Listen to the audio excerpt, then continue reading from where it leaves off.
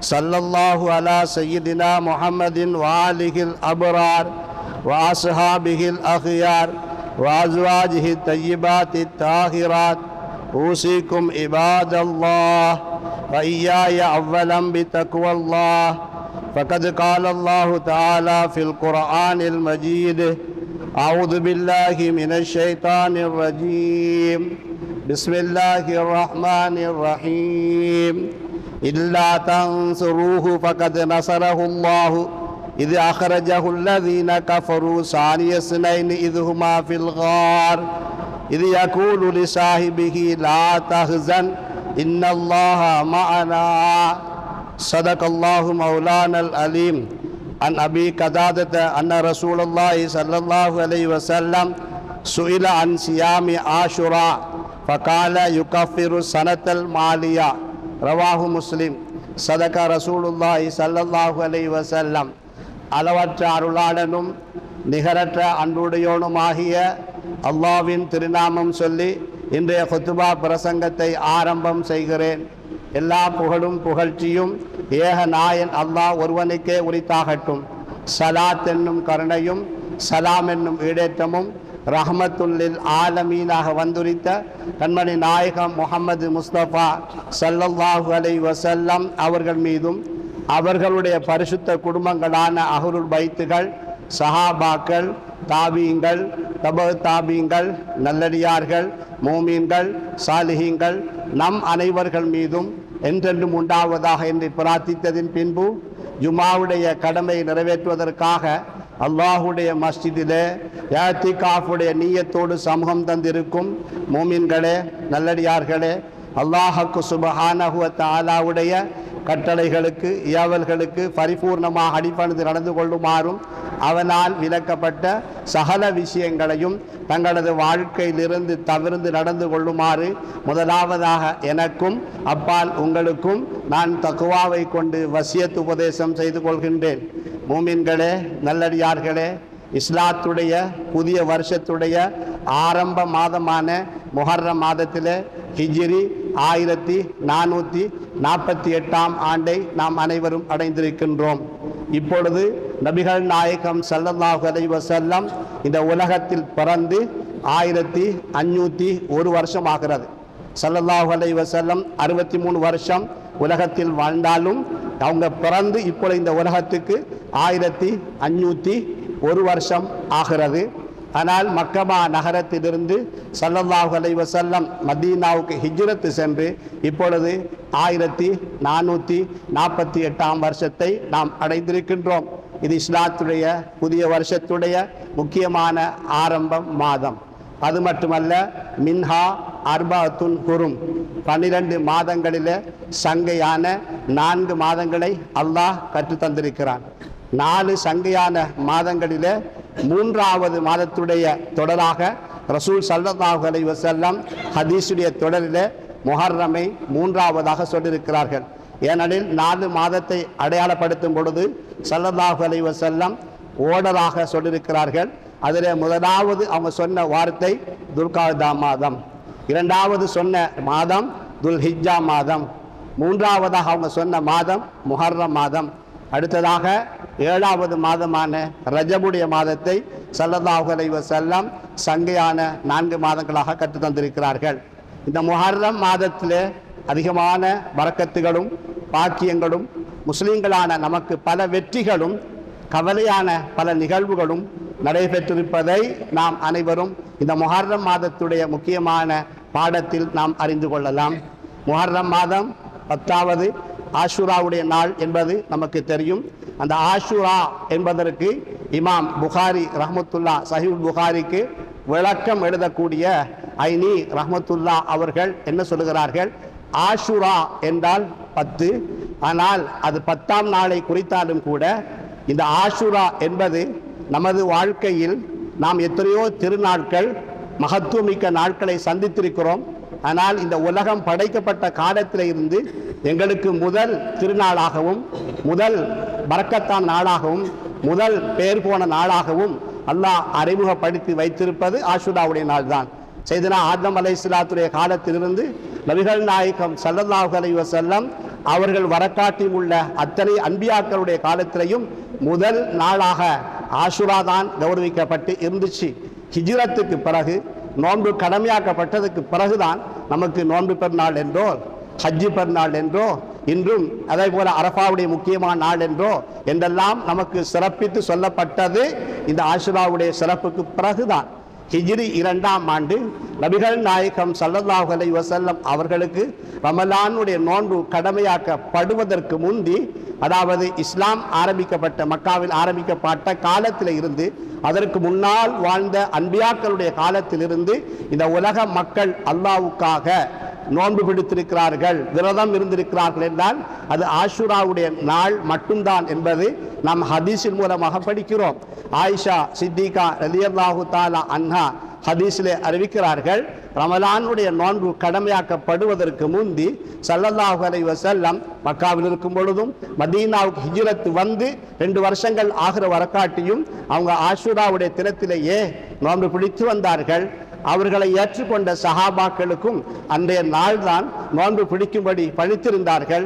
எப்பொழுது ரமலானுடைய நோன்பு கடமையாக்கப்பட்டதோ அதற்கு பிறகு ஸல்லல்லாஹு அலைஹி வஸல்லம் கற்றுத்தந்த பாடம், உங்களுக்கு ஃபர்லான நோன்பு ரமலானுடைய நோன்பு, இவ்வளவு காலமாக பிடித்து வந்த ஆஷுராவுடைய நோன்பு உங்களுக்கு சுன்னத்தாக்கப்பட்டிருக்கிறது.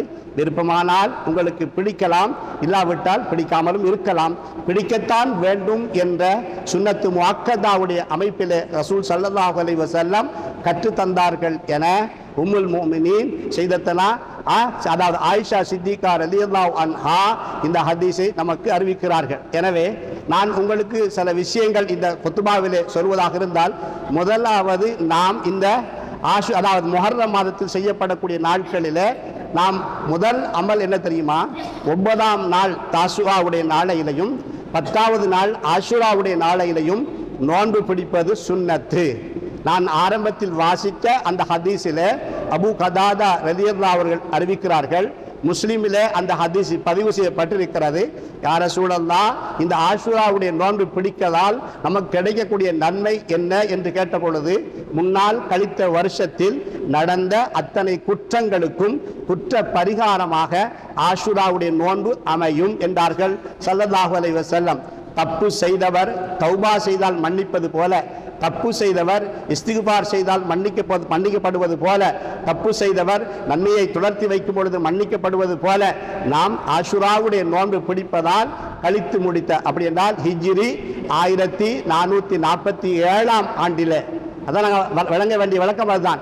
1447வது அந்த ஹிஜ்ருடைய ஆண்டிலே நம்மளோட வாழ்க்கையில் ஏதாவது தப்பு தவறு நடந்திருக்குமே, ஆனால் அத்தனை குற்றங்களையும் இந்த ஹிஜ்ரி 1448ஆம் ஆண்டு 10ஆம் அந்த நாளில் பிடிக்கிற நோன்பை கொண்டு அது மன்னிக்கப்படுகிறது என்பதை தான் சென்று போன வருஷத்துடைய குற்றத்துக்கு குற்ற பரிகாரம் அஸ்ஸனத்துல் மாலியா என்று நபிகள் நாயகம் ஸல்லல்லாஹு அலைஹி வஸல்லம் சொல்லியிருக்கிறாங்க. நமக்கு என்ன வேலை இருந்தாலும் என்ன கஷ்டம் இருந்தாலும் அந்த நோன்புகளை நீங்க தவற விட்டுடாதீங்க இல்லையா? அடுத்தது, யூதர்கள் கிறிஸ்தவர்களுக்கு மாற்றம் செய்யும் முகமாக நபிகள் நாயகம் ஸல்லல்லாஹு அலைஹி வஸல்லம் பல ஹதீஸுகளை நமக்கு கற்றுத்தந்ததை நாங்கள் பாடமாக படிக்கலாம். ஒரு சந்தர்ப்பத்தில் மதீனா நகரத்தில் அன்சாரிகள் வாழக்கூடிய அந்த கிராம பக்கமாக ஸல்லல்லாஹு அலைஹி வஸல்லம் போகிறாங்க.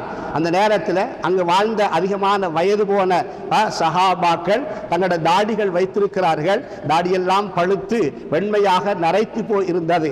இதை கண்ட நபிகள் நாயகம் ஸல்லல்லாஹு அலைஹி வஸல்லம் அவங்க, உங்களுடைய தாடிகளுக்கு மருதோண்டி போட்டு அதை மாற்றிக்கொள்ள கூடாதா, யகூதிகளுக்கு மாற்றம் செய்ய வேண்டாமா என்று நபிகள் நாயகம் ஸல்லல்லாஹு அலைஹி வஸல்லம் கற்றுக் கொடுத்த ஹதீஸ்களை நாங்கள் பார்க்கிறோம். அந்த வகையில் உங்களுக்கு தெரியும், முஹர்ரம் மாதம் 10வது தினம், அதாவது நபியுல்லாஹ் மூசா அலைஹிஸ்ஸலாம் அவர்களை சார்ந்த சுமார் 6 லட்சம் மக்கள், மூசா அலைஹிஸ்ஸலாத்தை அன்று ஏற்றுக்கொண்ட மக்கள், அவங்களோடு 6 லட்சம் பேர் இருந்தார்கள். அந்த 6 லட்சம் பேர்களும் பனு இஸ்ராயல்கள். அந்த பனு இஸ்ராயல்கள்ல இருந்துதான் சில பேர் யகூதிகளாக மதம் மாறி போனார்கள். அப்ப அந்த மக்கள் தான் நபியுல்லாஹ் மூசா அலைஹிஸ்ஸலாம் அவங்களுக்கும் அதே போல அவங்களுக்கு கிடைச்ச வெற்றிக்காக வேண்டி நோன்பு பிடிக்கிறார்கள் என்ற ஹதீஸ் செய்தி கேள்விப்பட்டவுடன் ரசூலுல்லாஹ் அந்த யகூதிகளுக்கு மாற்றம் செய்யும் முகமாகத்தான் தாசுஆவோடு அந்த யகூதிகளுக்கு மாற்றமாக ஆஷுராவோடு அதாவது யகூதிகளுக்கு மாற்றம் செய்யும் முகமாக தாசுஆ 9ஆம் நாளையும் சேர்த்து பிடியுங்கள் என்ற வார்த்தையை ஸல்லல்லாஹு அலைஹி வஸல்லம் கற்றுத் தந்திருப்பதை நீங்கள் படித்திருப்பீர்கள். அப்படியானால் இன்ஷா அல்லாஹ் அடுத்த வெள்ளிக்கிழமை நீங்கள் சந்திக்கிற இந்த ஜும்மாவுடைய நாள் ஆஷுராவுடைய நாளாக இருக்கும். அடுத்த வெள்ளிக்கிழமை நீங்கள் குத்துபா கேட்கிற நாள், ஜும்மா தொழுகிற நாள் இந்த முஹர்ரம் மாதத்துடைய ஆஷுராவுடைய நாளாக இருக்கும். அதற்கு முன்பதாக தாசுஆ என்கிற ஒரு நாள் நமக்கு வியாழக்கிழமை வருது இல்லையா? அதனால தான் இந்த குத்துபாவில் அதை ஞாபகப்படுத்துகிறேன். இன்ஷா அல்லாஹ் அடுத்து வரக்கூடிய அதாவது 25ஆம் திகதி வியாழக்கிழமை நீங்கள் எல்லாரும் தாசுஆவுடைய நோன்பு பிடிக்கணும். அடுத்தது அதாவது ஆஷுராவுடைய நாள் அடுத்த வெள்ளிக்கிழமை யௌமுல் ஜும்மா வரும். அன்றைய நாளும் நீங்கள் ஆஷுராவுடைய நோன்பு பிடிக்கணும். தாசுஆவுடைய நோன்பு யூதர்களுக்கு அதாவது மாற்றம் செய்வோமாக சொல்லித்தரப்பட்ட சுன்னத்து. ஆஷுராவுடைய நோன்பு அதாவது சென்று போன வருஷத்துடைய குற்ற பரிகாரமாகவும் ஸல்லல்லாஹு அலைஹி வஸல்லம் அதாவது நோன்பு கடமையாக்கப்படுவதற்கு முந்தைய ஹயாத்தாக்கி வந்த புண்ணியமான ஒரு அமல்.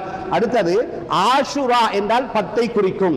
அதிலே ஐனி ரஹ்மத்துல்லா அவர்கள் சஹீஹுல் புகாரி என்கிற அந்த ஹதீஸ் கிரந்தங்களுக்கு விளக்கம் எழுதும்போது சொல்கிறார்கள், இந்த ஆஷுரா என்பது உலகம் படைக்கப்பட்ட காலத்தில் இருந்து இந்த முஹர்ரம் மாதம் என்ற ஒரு மாதம் இருந்திருக்கிறது. அதிலே 10வது தினம் என்ற ஒரு தினம் இருந்திருக்கிறது. உலகத்தில் அன்பியாக்கள் பல வகையில் சோதிக்கப்பட்டிருக்கிறார்கள். பல அன்பியாக்கள் பல வெற்றிகளை சந்திச்சிருக்கிறார்கள். பல அன்பியாக்கள் பல பாக்கியங்களை பெற்றிருக்கிறார்கள்.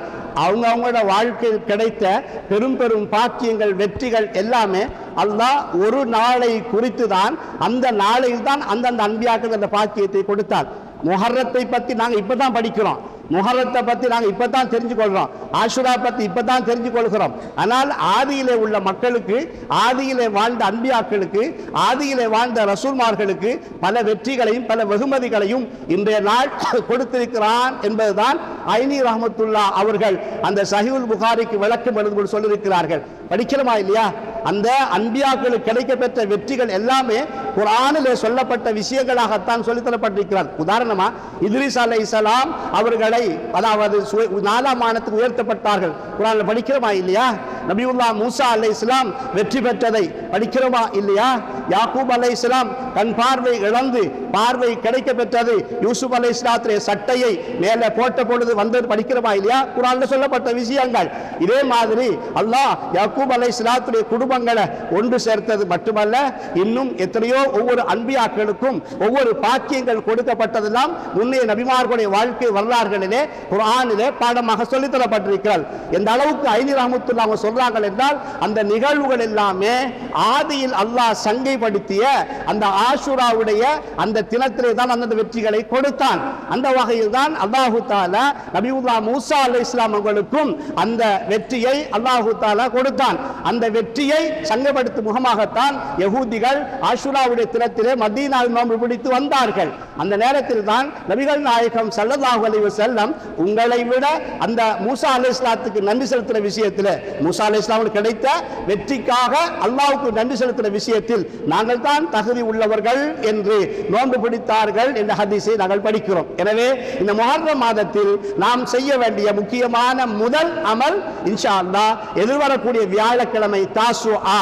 பிள்ளைகளே பெரியவங்களே எல்லாரும் சுன்னத்தான் நோன்பு தான் பிடிங்க. உங்களுக்கு எத்தனையோ வகையான பரக்கத்துகளும் பாக்கியங்களும் இருக்குது. ஒன்று. இரண்டாவது, ஆஷுராவுடைய வெள்ளிக்கிழமை தினமும் இன்ஷா அல்லாஹ் நோன்பாளிகளாக கழிக. அதை கொண்டு கூட குற்றம் குறைகள் மன்னிக்கப்படுகிறார். ஏன்னா நம்மளோட தப்பு என்பது நிமிஷத்துக்கு நிமிஷம் வினாடிக்கு வினாடி நடந்து கொண்டிருக்கிறது. கண்ணை திறந்தா பாவம், காதை திறந்தா பாவம், கையால தொட்டா பாவம், கால நடந்தால் பாவம், மனசாலை சிந்திச்சா பாவம், எண்ணத்தால எண்ணினா பாவம். எல்லா வகையிலும் பாவத்தை நாம மூழ்கடிக்கப்பட்டிருக்கிறோம். முன்னைய காலத்தில் பாவம் செய்வது என்பது கஷ்டம். ஒளிஞ்சுதான் பாவம் செய்யணும். இப்ப ஆட்களுக்கு முன்னாலேயே, பல பேருக்கு முன்னாலேயே, படிச்சு தரக்கூடிய மாஸ்டருக்கு முன்னாலேயே, ஓதி தரக்கூடிய உஸ்தாதுக்கு முன்னாலேயே தப்பு செய்யக்கூடிய அமைப்புகள்ல எல்லா கருவிகளும் பிள்ளைகளுக்கு வந்துட்டு, அதனால தப்பு மிகச்சிட்டு உலகத்துல இன்று அதிகமான அதாவது பாவங்கள் மேய்த்ததால தான் ரப்புடைய சோதனை மிச்சம் வந்துகிட்டு இருக்குது. அதனால நாங்க எப்பொழுதும் பரிசுத்தமாக இருக்கணும், ரப்பிடத்துல மன்னிப்பு கேட்கணும், செஞ்ச தப்புக்காண்டி பரிசுத்தம் தேடணும். அதற்கு அல்லாஹ்வும் அல்லாஹ்வுடைய ரசூலும் வகுத்து தந்த வழிகளில் முக்கியமான அம்சங்களில் ஒன்றுதான் ஆஷுராவுடைய நோன்பும் அமைய பெற்றிருக்கிறது என்பதை இந்த ஹதீஸ் மூலமாக உங்களுக்கு படித்துக் கொள்ளலாம். இன்னொரு இந்த முஹர்ரம் மாதத்தில் செய்யப்படக்கூடிய ஆஷுராவுடைய செய்யப்படக்கூடிய அமல் என்ன தெரியுமா? நபிகள் நாயகம் ஸல்லல்லாஹு அலைஹி வஸல்லம் சொன்னாங்க, ஆஷுராவுடைய தினத்தில், அதாவது இன்ஷா அல்லாஹ் வரக்கூடிய வெள்ளிக்கிழமை நாள் ஆஷுராவுடைய தினம், உங்களுக்காக உங்களோட குடும்பத்துக்காக ரொம்ப தாராளமாக செலவழிங்க.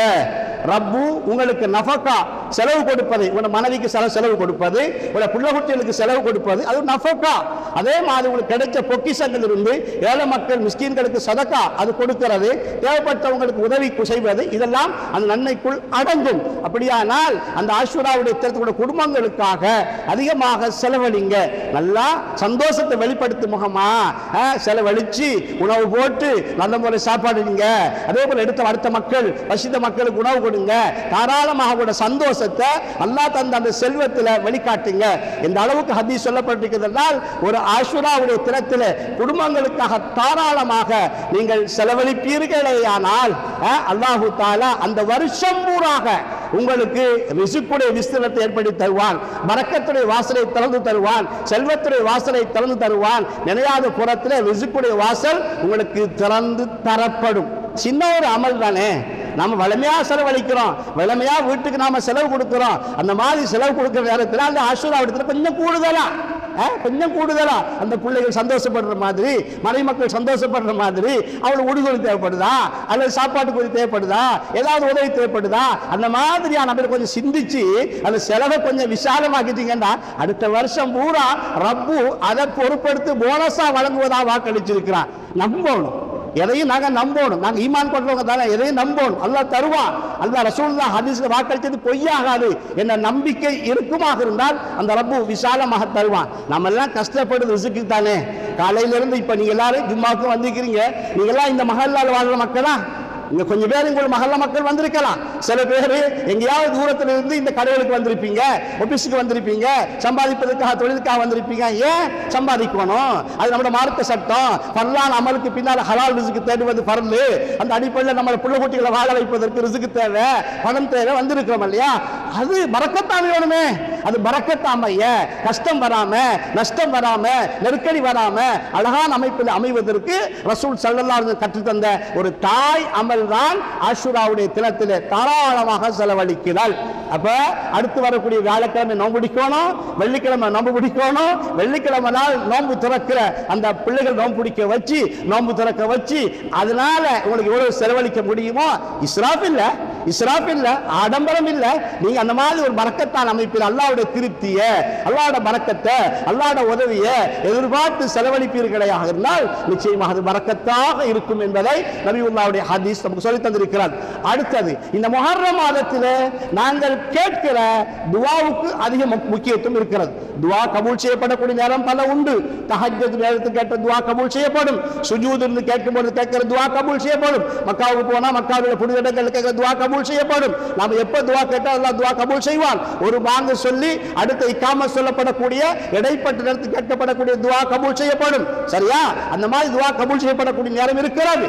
அதையும் விசேஷமாக இந்த முஹர்ரம் மாதம் ஆஷுராவுடைய தினம், இந்த முஹர்ரம் மாதம் முந்தைய 10 நாட்கள் பரக்கத்தான் நாட்கள், அதுல கேட்கக்கூடிய துஆவுக்கு அதிக முக்கியத்துவம் இருக்கிறது. நபியுல்லாஹ் மூசா அலைஹிஸ்ஸலாம் பல துஆக்கள் கேட்டு இருக்கிறாங்க இல்லையா? ஃபிரௌன் விரட்டி வாரான், ஃபிரௌனுடைய கவுமல் விரட்டி வாராங்க.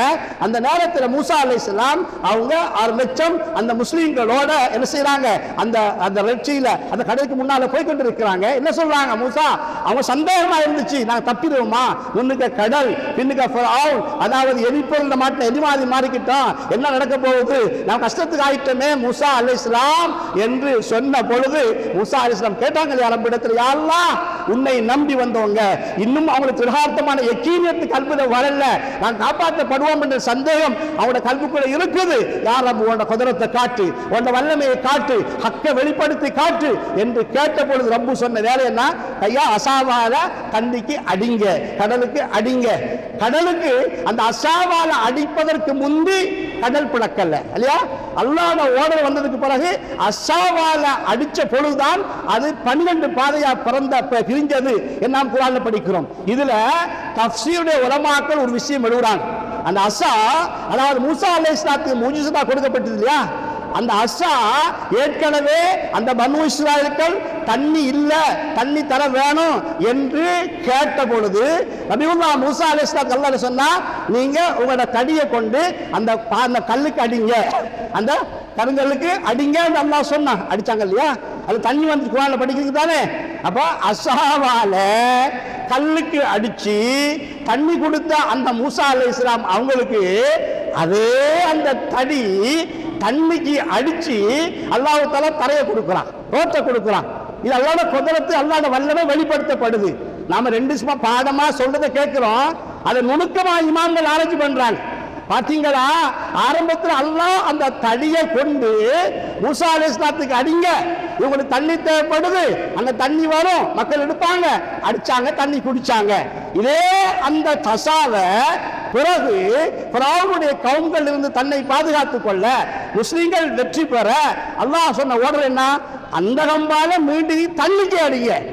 ஏற்கனவே அடிச்சாங்க, தண்ணி வர, இப்ப தண்ணியை பிரிக்க அடிக்க சொன்ன அல்லாஹ் தஆலா. அடிச்சாங்க இல்லையா, தண்ணி பிரிஞ்சிச்சு. என்ன தெரியுமா, அல்லாஹ்வுடைய குதிரத் அல்லாஹ். ஒரு பொருளால இதான் நடக்கும்னு நம்பாத. அல்லாஹ் ஒரு பொருளால இதுதான் நடக்கும்னு நம்பாத. ரப்பு எதை நாடுறானோ அது நடக்கும். கம்ப பாம்பா மாத்துறது அல்லாஹ்வுடைய நாட்டம். அதை கையால பிடிங்க, பிடிச்ச உடனே அது அசாமமா இருந்துச்சு, அல்லாஹ்வுடைய நாட்டம். இதே மாதிரி கம்பால அடிங்க, கல்லுக்கு தண்ணி வரும், அல்லாஹ்வுடைய நாட்டம். அதே கம்பால தண்ணி கடலுக்கு அடிங்க, அது தரையா மாறும். எதனே பிரிஞ்ச பொருள் ரோட்டு வருது, வழி வருது, தரதானே.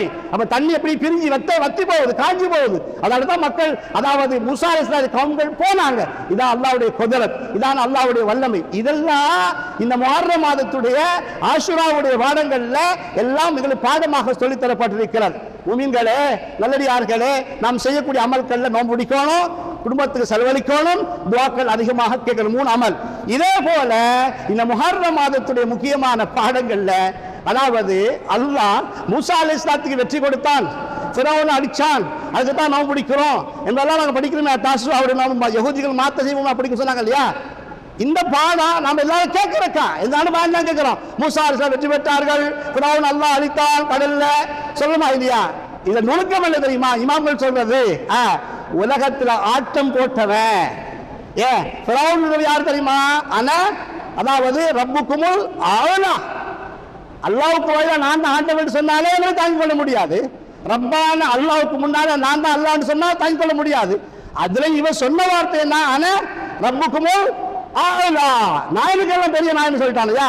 அவ்வளவு பெரிய மோசமான வார்த்தையை பாவிட்டு வந்து அந்த ஃபிரௌன் என்ன ஆட்டம் போட்டாலும் அல்லாஹ் ஆட்டம் போடுறவனுக்கு டைம் கொடுப்பான், விட்டு கொடுப்பான். ஆடுடா ஆடு, ஏழு மட்டும் ஆடு, உனக்கு செல்வம் இருக்குதா ஆடு, அதிகாரம் இருக்குதா ஆடு, உன் உடம்புல சக்தி இருக்குதா ஆடு. ஆட விட்டுட்டு அல்லாஹ் பிடிப்பா ஒரு புடி, இன்ன பத்ஷ ரப்பிக லஷதீத், பிடிச்சா பிடியா. இப்ப இந்த அந்த முக்கியமா அந்த கடல்ல அந்த ஃபிரௌனுடைய கவுமுல் அழிக்கப்பட்ட பாடம் என்ன தெரியுமா, ஆட்டம் போட்ட ஃபிரௌனுக்கு கொடுத்த தண்டனை தான் அது. இது உலக மக்களுக்கு எல்லாம் கொடுக்கிற பாடம். இந்த ஹிஜ்ரியுடைய ஆண்டுல, இந்த ஹிஜ்ரியுடைய முக்கியமான ஆண்டுல இந்த ஃபிரௌனுடைய நிகழ்வு சொல்லப்பட்டிருக்கிற குர்ஆன்ல, இது முக்கியமா என்ன பாடம் தெரியுமா, என்ன பாத்தில இருந்து கொண்டு ஹக்குக்கு எதிராக எவன் ஆட்டம் போட்டாலும், அதாவது அவர் போடுற ஆட்டத்துக்கு அல்லாஹ் வப்பாம் ஒரு முற்றுப்புள்ளி, ஒரு புடி, அவன் தப்பித்துக் கொள்ள முடியாத அளவுக்கு. ஃபிரௌன் அந்த தண்ணியில மூழ்கடிக்கப்பட்ட போது என்ன சொன்னான் தெரியுமா, நான் மூசாவுடைய ரப்ப ஈமான் கொண்டேன்னு சொன்னான். சரியா, அல்லாஹ் ஈமானை ஏற்றுக்கொள்ளல, ஏன் கலிமா சொல்ல ஏற்றுக்கொள்ளணும், அல்ல ஏற்றுக்கொள்ள தெரியுமா. அந்த அளவுக்கு அதை தப்பித்துக் கொள்வதற்காக அந்த வார்த்தையை பாவித்தான். அந்த நேரத்தில் அல்லாஹ்வுடைய ஓர்டர் என்ன வந்து தெரியுமா, அவன் மண் வாயில மண்ணை நிரப்பது அவனுக்கு உதவி என்ற அடிப்படையில். மூசா அலைஹிஸ்ஸலாம் மட்டும், அது மூசா அலைஹிஸ்ஸலாம் ஃபிரௌன் மட்டுமல்ல, உலகத்தில் ஆட்டம் போட்டவங்க எல்லாருமே அதாவது சிறுமைப்படுத்தி தான் கொல்லப்பட்டிருக்கிறார்கள். அபூஜஹலை பாருங்க, அவன் எவ்வளவு பெரிய ஆட்டம் போட்டான். அவன் முஆத் என்கிற 2 பிள்ளைகளால் தாக்கப்பட்டு தானே பதிரில் அவன் கொல்லப்பட்டான், கழுத்து அறுக்கப்பட்டுச்சு. அப்துல்லாஹ் இப்னு மஸ்ஊத் ரலியல்லாஹு அன்ஹுமா காதுக்குள்ள கம்பி போட்டு அந்த தலையை கட்டி இழுத்துக்கிட்டு ஸல்லல்லாஹு அலைஹி வஸல்லம் அந்த அபூஜஹலை கொண்டு வந்தாங்களே, இழிவுபடுத்தப்பட்டானா இல்லையா. நம்ரூத பாருங்க, கொசுவை கொண்டு உலகத்தெல்லாம் அழிச்சானா இல்லையா. எனவே உலகத்து மக்களுக்கு ஒரு பாடம், இப்ப நடக்கிற நாட்டுடைய உலகத்தில் உங்களுக்கு தெரியும், பெரிய பெரிய அட்டகாசம் புரிகிற யூதர்களோ கிறிஸ்தவர்களோ வேறு வேறு அமைப்புகளோ இஸ்லாத்துக்கு எதிராக ரகசியமான முறையில ஒவ்வொரு திட்டங்கள் கையாண்டு முஸ்லீம்களுக்கோ இஸ்லாத்துக்கோ எதிராக பாத்திலுக்கு அத பாத்தில இருந்து கொண்டு ஹக்குக்கு எதிராக செயல்படுறானோ அவன் ஆட்டம் எல்லாம் ஒரு நாளைக்கு அல்லாஹ் ஒடுக்குவான். அதற்கு ஒரு பாடம் தான் ஃபிரௌனுடைய நிகழ்வு, அதுக்கு ஒரு பாடம் தான் அபூ ஜஹலுடைய நிகழ்வு, அதே போல உத்பாவுடைய நிகழ்வு, வலீத் பின் முகீராவுடைய நிகழ்வு, ஷைபாவுடைய நிகழ்வு, எல்லா நிகழ்வுகளையும் பாடமா படிங்க. அதனால உலகத்துல பூமி முழுங்குது இல்லையா, ஃபிரௌனுடைய ஆட்கள் இந்த காரூன் போன்றவங்க எல்லாம் இதெல்லாம் பாடம் படிக்கணும். எல்லாமே பாத்தில் இருந்து கொண்டு ஹக்குக்கு எதிராக செயல்பட்டவங்க, இஸ்லாத்துக்கு அன்பியாக்களுக்கு எதிராக செயல்பட்டவங்க. அதனால இப்ப கடைசியா நான் ஒரு விஷயம் சொல்லி முடிச்சு கொள்றேன். இந்த ஹிஜ்ரத்துடைய முக்கியமான நிகழ்வுகள்ல வழங்கலா ஹிஜ்ரத்துடைய முக்கியமான பாடம் பெருசு, அது சொல்ல டைம் பத்தாது. அந்த வகையில ஹிஜ்ரத்துடைய நிகழ்வுல நாம் செய்ய வேண்டிய விஷயம் என்ன, ரெண்டு விஷயம் சொல்லித்தாராங்க. ஒன்று, முஸ்லீம்களா உள்ளவங்க எதை திட்டமிட்டு செயல்படணும், தான் எடுத்த முடிச்சான்னு செஞ்சிடக்கூடாது. ஒரு விஷயத்தை முஸ்லீம்கள் திட்டமிட்டு செய்யணும். அடுத்தது அந்த விஷயத்தை செய்ய போற நேரத்தில் தவக்கல் இருக்கணும், நம்பிக்கை இருக்கணும். அடுத்தது முயற்சி இருக்கணும். இந்த மூணு விஷயத்தை கொண்டு செயல்படுத்தினால் முஸ்லீம்கள் தலைமிருந்து வாழ முடியும். எந்த ஒரு காரியத்தை செய்யணும் திட்டமிடணும்.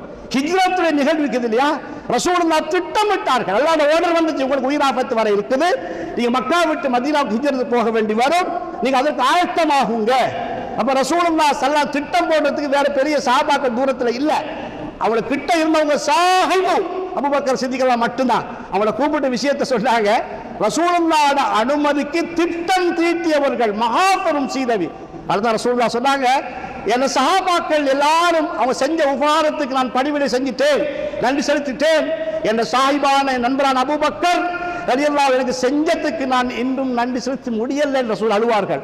அவ்வளவு பெரிய தியாகம் செஞ்சவங்க, திட்டமிட்டாங்க. பாருங்கள் அவங்களோட ஹிஜ்ரத் பாலத்தை சுருக்கமாக சொல்வதா இருந்தால், ரசூலுல்லாஹ் மதீனாவுக்கு தானே போறாங்க, மதீனாவுடைய திசையில் அந்த பயணம் இருந்துச்சா? இல்ல, அவங்க மறைஞ்சிருந்த குகை மதீனாவுக்கு அதாவது எதிர் திசையில உள்ள ஒரு குகை உண்டு. அடுத்தது நாம ஹிஜ்ரத் போகும்போது ஆவரத்து நீர் நேர போயிட்டோம்னா காஃபிர் நாளைக்கு தேடி வேகத்தை வந்து பிடிச்சிருவான்.